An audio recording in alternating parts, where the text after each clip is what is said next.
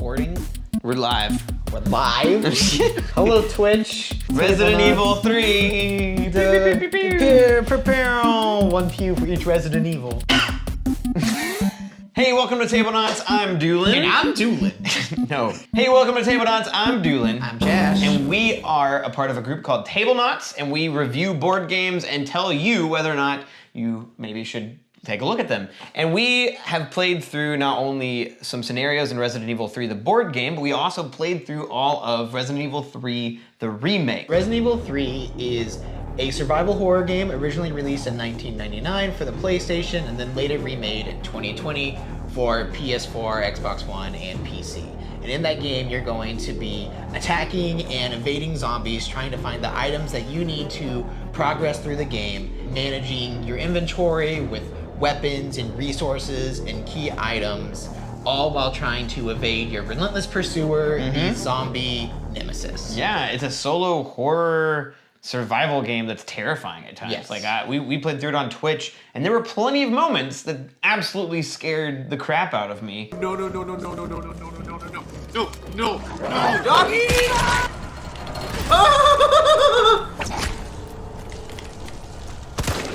Oh, there's two. Oh, there's on the other side. Yeah. Oh! It's still in your face right now. It's a game where you're not going to have abundant resources, you're not going to have enough ammo for every zombie, so you have to decide, okay, am I going to kill this one, or am I going to keep going, go around it, and save it for when I really need it later? Yeah, it was actually really fun doing this together. I Yeah. think having that experience in a group, in my mind, was better than just being by myself playing that game. Which leads me to the board game, which is a 1 to 4 player co-op adventure campaign game. Players will take on the roles of 4 characters from the game, not necessarily only Jill. Right. Jill is in the game, but you also have even Mikhail, which is Sort of like an antagonist. Spoilers. Spoilers. Throughout a lot of the game. They'll play through scenarios from the game, from the very, very bare basics of the game where you're just facing zombies, and you'll level up not only yourself through getting new items, but also face increasingly difficult scenarios and zombies. It doesn't have every single enemy that was in Resident Evil 3. I think some notable missing characters, at least in the base game, that might be in some expansions that you can buy are spiders, the spidery monsters. And lickers. And lickers, which were terrifying in the video game. Each scenario, you will be fighting zombies, trying to find weapons and ammo, and unlocking new areas and levels through your choices of what to explore and not explore. So there's not really narrative choices. There are some, but most of it is just done through what you do and don't do. Right. Like for instance, we actually got a narrative experience the last time we played where Nemesis spawned. And if we had the option to, we could have just chosen to try to evade him and leave him be, which would have had some minor, but also a little bit of an impact on the future levels that we played, or we could try to defeat him, which would actually lower the threat level for the city itself. So what we want to do is give you sort of a look at this board game, because sometimes video game board games are not so great. First question is it a faithful adaptation of the video game? Does it actually give you the feelings that you get playing the video game in the board game? On Twitch, when we played through the game, we did play through the Resident Evil 3 remake. And I do believe that this is a little bit more faithful to the Resident Evil 3 original release than it is to the remake, because the remake streamlines some things and cuts some of the content out. The locations that are in this game definitely evoke the locations from Resident Evil 3. RPD, the downtown scenarios, the clock tower, like those are all places that you are going to be. I agree with you, but at the same time, I will say with the limited amount of tiles that this game comes with, there are times where, I mean, they all kind of blend together. Yeah, At least in the absolutely. board game. And so I don't get this feeling that I'm in necessarily a whole new place. Yeah. It's more just maybe whole new weapons, whole new enemies, whole new of that. Not necessarily a feeling of, oh, wow, I'm actually inside somewhere Right, I'm now. in a police station now. Yeah. That's true. The tiles, there's only so many of them. So you're going to use ones in different scenarios that maybe might not be exclusive to that one. So you're going to be looking in some samey looking alleys or things of that nature. And the way it's designed is a lot more, or the way the scenarios lay out are going to be more for the sake of the board game and less for the sake of accurately recreating the exact layout of locations. Yeah. As far as art goes, the art on the cards, the art in your ammo dials, and like how you keep track of your health with the find to danger meter, like all of that is very thematic. But I think what brings out to where I would say yes, it's a faithful adaptation for me is the feeling of the combat and how scary zombies actually are. In the video game, you have to stop moving, aim, and shoot at their heads, and you have to normally do a certain amount of attacks to their heads before they die, and then as you are shooting at them, they're moving closer and closer. And that is confusing at times in the rulebook with how it is in the board game, but their reactions as you shoot at zombies and how hard it is to actually shoot them with the dice and the possibility of hitting them, you do get this feeling of, oh my gosh, we're in close combat. Right. And they're gonna close that gap really quickly. I really hope that with the amount of shots I have, I will get a hit. And that leads me to another point that I think proves this as faithful is that you're not overloaded on ammo, and you have to keep track of your ammo on these little dials, and you run out of ammo very quickly, and you have to be a little more creative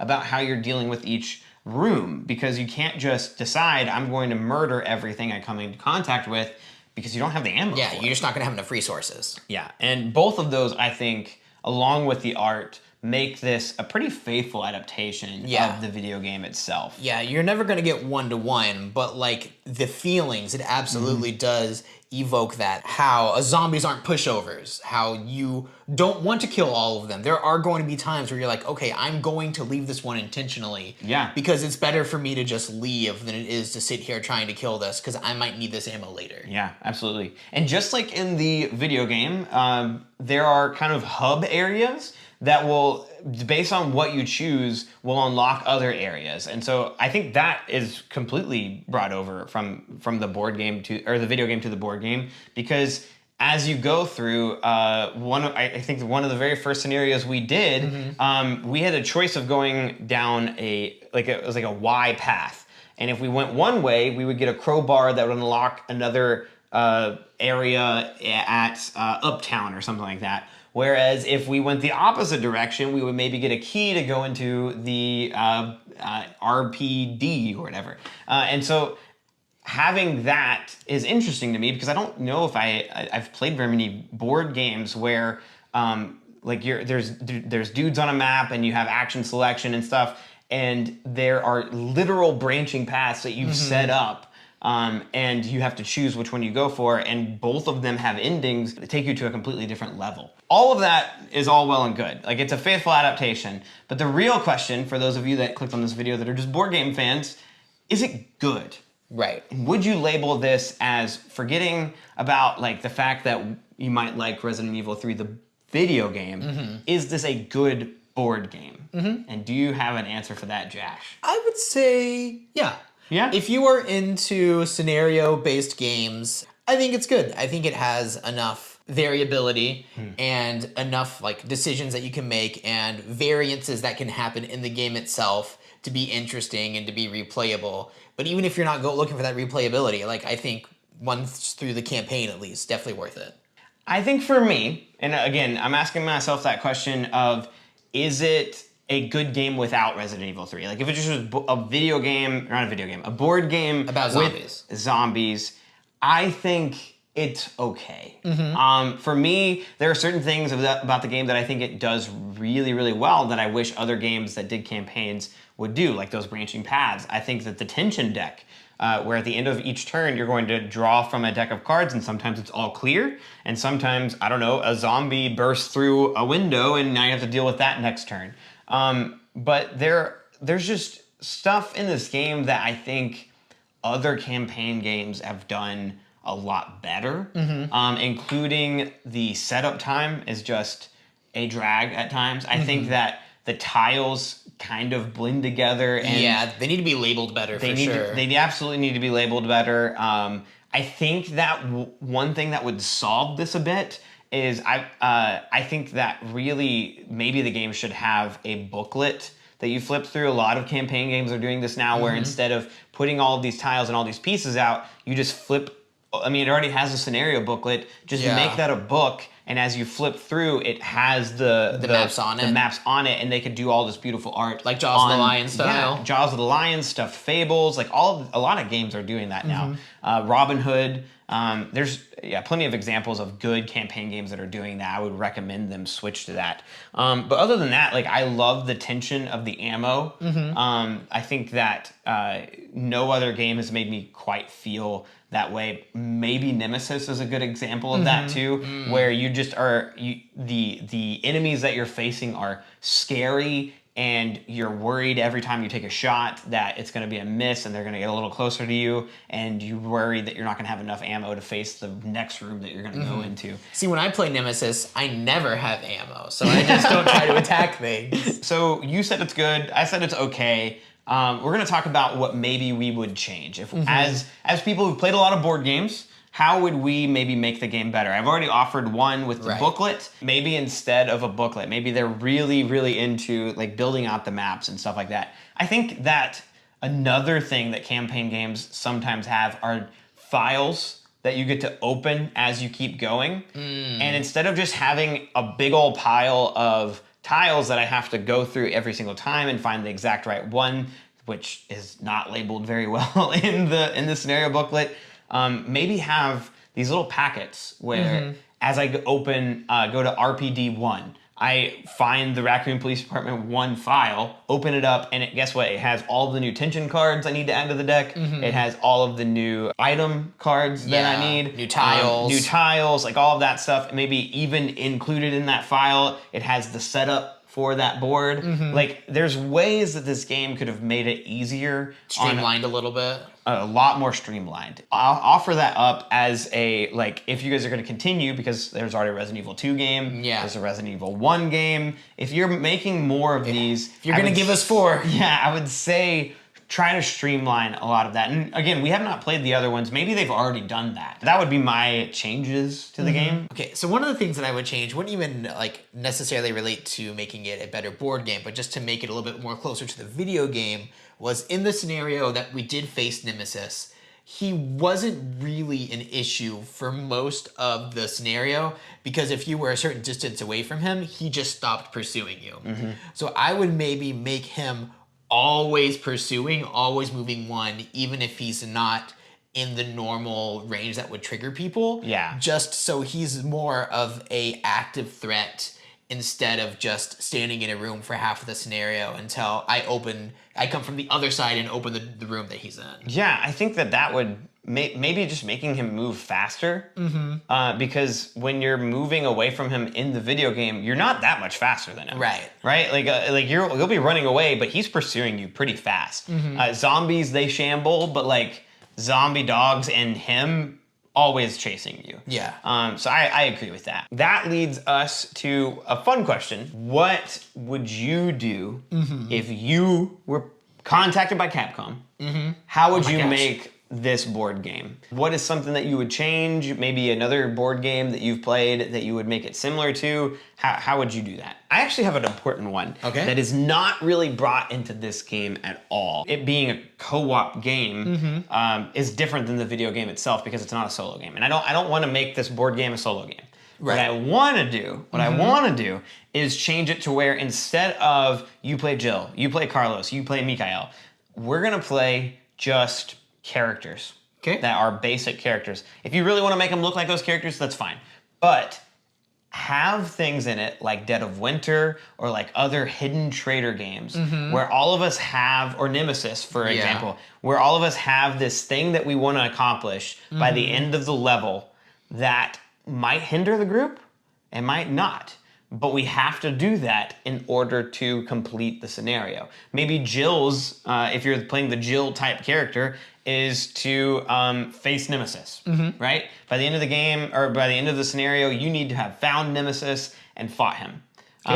Maybe you are Mikael in this scenario, and spoilers, go ahead and close your ears if you haven't played the video game, but maybe your goal is to kill some people, some scientists, and cover up somehow some of the evidence that has been would make what is the name of their company? Umbrella look bad, and maybe it's even get Jill killed, like get that character killed. But I think that this game would feel a little bit more like that uneasiness in Resident Evil 3, the video game, where you're constantly like, can I trust this character? Can I trust this person? And if they brought some of that into this game, I think it would make it just even more. Gotcha. So fun. then to do something like that, though, it would be less campaign based and more just individual scenario based. I would honestly just do away with that entirely and make it kind of maybe zombicide-ish, where you can you're given scenarios in the booklet that you can set up, or you can make your own. And I think that you honestly could probably do that with this game already. There are the components there that you could just set up your own thing and go out and have fun, but giving players maybe a little bit more freedom in that, to where at the beginning of the game, I don't have to really like look at, okay, well, the spawn point's there and the door should be here, not there, and spend like 30 minutes like building out this map. Maybe streamline that a bit. Forget the campaign. I don't need that at all. I just need the feeling of Resident Evil, which you've already brought through with the limited ammo, the way the zombies move, like all of that stuff is already great. And then give me some personal objectives that other people at the table don't know, and I would get the feeling of this game way more. Interesting. So one thing for me, it's actually something that you slightly mentioned before we started recording. You were thinking about it in like a final girly type thing. Resident Evil always has big boss battles. So if you could just add like boss battler scenarios, where maybe the game plays slightly different for those, you set up an arena type thing for just that. Yeah. But I feel like if you had those, you had the special boss battle moments instead of just having to fight them along with what the scenario is. I think that would definitely add some feels to the game. I would love that too. Like forget just bringing that in from the Final Girl aspect, but like bringing in similar things that Final Girl has, like the way you're getting a handful of cards and choosing which ones to use, and then you're still rolling dice. But like this one, it's pretty much choose which gun you want to make a die roll. Yeah, and like that's about it for combat. But like I think Resident Evil 3, the video game, has a lot more to offer when it comes to the way combat is, and the way you're aiming and choosing what to do in a scenario, whether to run or to dodge or to whatever. Whereas in this game, it's all comes down to really is die rolls. That leads to our last thing, which is final thoughts. Do you have any other things that you want to talk about? And then on top of that, what would you give this game out of 10? How high are you on the video game? And then how high are you on this board game? Okay, so Resident Evil is actually one of my favorite series of all time. It's something that just constantly is slowly rising for me, and eventually has become one of my favorites. Slowly Rising, like the Dead? Yes, but not Dead Rising. That's a different Capcom zombie game. True. So Resident Evil 3 is probably one of the ones that I have spent the least amount of time with, that I have like the least connection with. Playing this game has both made me want to play the board game more and also the video game more. It's made me really want to go back and play the original to where I've only played the remake. I don't know what number I would give it, but the fact that it makes me want to play more of both the board game and the video game has to say something positive about it. Okay, that's fair. For me, I loved the video game. I thought, as a person who played it, I think for 2 seconds at one point, but watched you play through all of it, I could tell that there was some wonkiness with the combat that I don't know if I personally would like. Right, that might have just been me. That also just might have been Josh, but all in all, like it was a cinematic, fun horror experience to do with a friend and also with you guys, for those of you that joined us on Twitch. For me, though, as a person who's played a lot more video games, as a person who's played a lot more board games, I can be a little more strict on the board game itself. And I'll say that I liked it.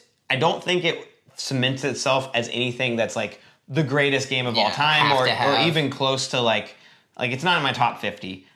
Those are great games. Those are like 9s out of 10s, 10 out of 10s. This is more of a 7 for me.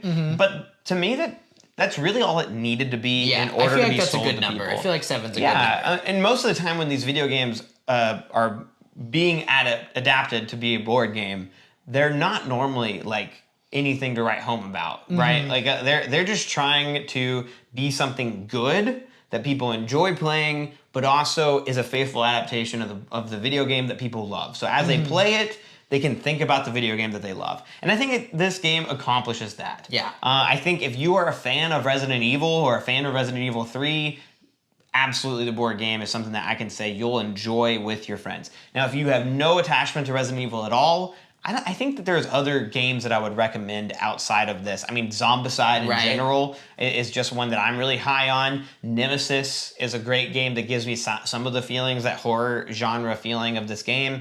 But it's still good. Yeah. And it's not bad. And I know that that's just the opposite of good, but that's about all I can say about this game from now on. I think that it is above average, but not great. And that is our first episode of us looking at video games who have made some board games. We're going to take a couple of other games soon that we're going to look at.